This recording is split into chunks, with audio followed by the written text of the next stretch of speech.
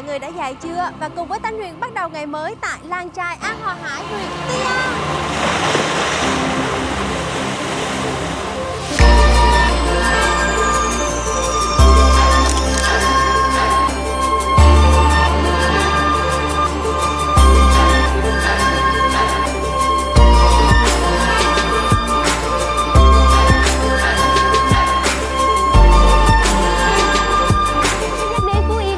Nghĩ đến xứ sở hoa vàng trên cỏ xanh, nơi có những bãi cát trắng mịn cùng với bờ biển trong xanh và mát dịu. Phú Yên cũng nổi tiếng bởi rất nhiều hòn đảo và một trong số đó có thể kể đến đó chính là đảo Hòn Yến. Đảo Hòn Yến nằm ở xã An Hòa Hải, huyện Tuy An, tỉnh Phú Yên. Và những điều tuyệt vời của đảo Hòn Yến đã hấp dẫn du khách, đã trở thành một danh thắng được rất nhiều người biết đến.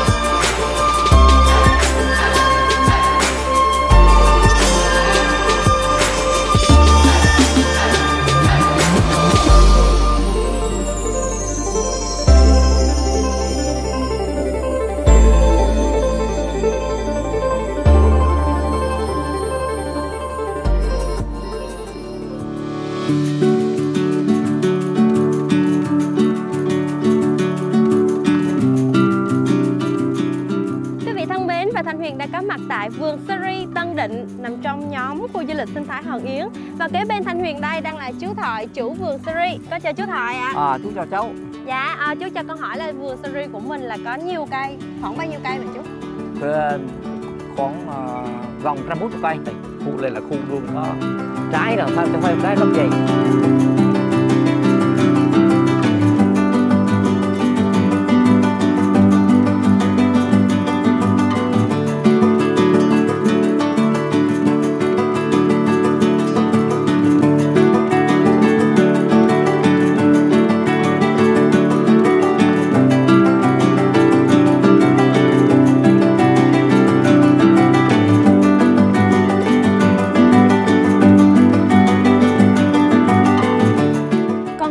Nhiều những cái trái Seri đã bắt đầu căng mọng rồi thì không biết là con có thể thử xem thử là trái Seri của mình nó ngọt như thế nào và khác như thế nào. Mấy trái này vừa bắt đầu rồi.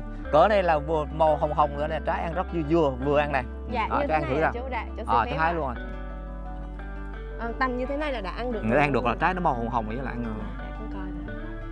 Nó ngọt hơn Việt Nam nhiều lắm phải không? Rất tuyệt luôn. Tuy là chưa chín đều nhưng mà nó rất là ngọt.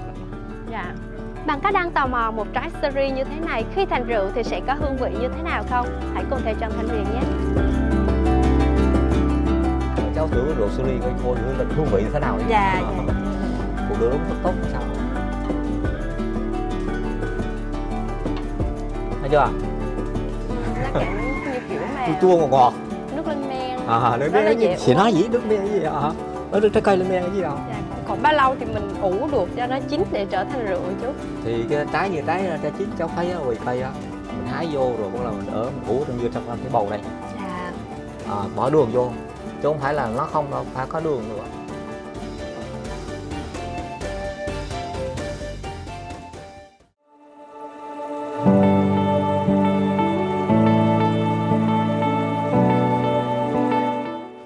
Bạn có biết đây là gì không? Đây là một cái chum dùng để ủ mắm. Và mắm là một trong những điều đặc biệt khi mà bạn đến với Hòn Yến. Giờ đây thì chúng ta sẽ cùng xem thử là mắm ở Hòn Yến có gì đặc biệt nhé. Dạ, em chào chị. Chào em. Dạ, vừa rồi em có đi tham quan cái khu vực muối mắm của mình. Vậy thì không biết rằng là mắm của Hòn Yến mình nó có cái điều gì đặc biệt so với mắm ở những nơi khác hả chị? Mắm mình là lấy từ nguồn cá cơm ở đây luôn á em. Dạ. Thì cái ở đây là nó sẽ ngon hơn những cái biển khác. Em thấy có rất nhiều những cái không gian mà em chưa tới để em khám phá được cái khu vực làm mắm của mình. Thì bây giờ em với chị sẽ cùng nhau đi tham quan khu vực này được không ạ? Rồi. Dạ. Dạ chị ơi, thì không biết là nhà mình làm nghề muối mắm này là bao lâu rồi chị?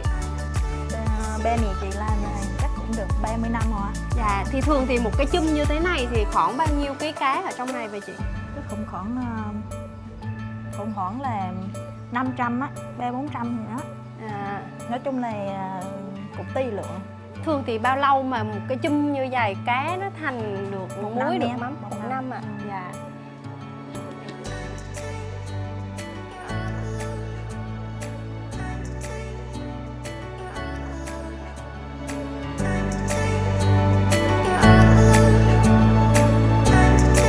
Đây là thùng mắm nhĩ nha chị.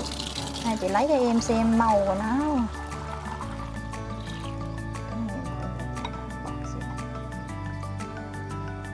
Em ngửi một tí nữa. Ừ, nó rất thơm và kiểu như nó có vị nguyên chất vậy ha. Đúng rồi, đây là mắm nguyên chất nè. Mắm Điểm nhĩ khác nguyên biệt chất mà. của mắm nhĩ là gì chị? Nhĩ đây là là cái nước nước đâu? đầu tiên luôn. Dạ. Nước mà từ con cá như là muối nó ép ra luôn, đầu tiên luôn. Vậy là cái màu sắc cũng là một cái yếu tố Tự nhiên quyết luôn á. định Đúng để rồi, có đúng thể rồi, là đúng rồi. Màu vậy là màu đạt nè. nếu mà Màu nước đỏ. thứ hai thì nó sẽ Nước thứ hai là cái nước cá mình muối á, mình muối xong rồi nó chảy nước ra, xong rồi bỏ riêng đó, sau đó thì sẽ cho vô lại. Ở Hòn Yến, người dân sinh sống mưu sinh từ biển. Chính vì vậy, những tấm lưới đã trở thành người bạn đồng hành không thể thiếu của người ngư dân. Ngay bây giờ, hãy cùng khám phá câu chuyện về những tấm lưới. Và hiện tại thì Thanh Huyền đang ngồi gần cô Oan. Được biết rằng nhà cô Oan đã làm nghề làm biển rất là nhiều đời nay. Và hiện tại thì Thanh Huyền đang thấy cô Oan đang vá những cái tấm lưới. Để vá những cái tấm lưới như thế này thì mình cần gì vậy cô? Với tấm lưới này mình cần có cước, Dạ. rồi có cái này là gọi là cái cử, Dạ. người ta gọi là cái cử để vé vô cho lành. Mùa đông mình chuẩn bị ra khơi thì cho nó lành, những tấm lưới rồi mình chuẩn bị ra khơi để đánh bắt. Lưới nó rất là, một là cá cắn, thứ hai nữa nhiều lúc lưới đi xuống á, nó gặp mấy cái cây á, hoặc dẻ đé san hô rồi á, nó mưa nó vướng rồi nó rách.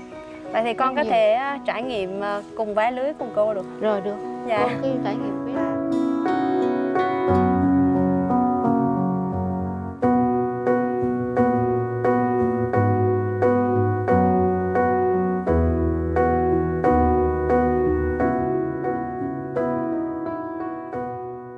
Ngoài những trải nghiệm thú vị, quý du khách hãy thử một lần đắm mình trong làn nước trong xanh của Hòn Yến để trải nghiệm điều kỳ vĩ của những rạn san hô.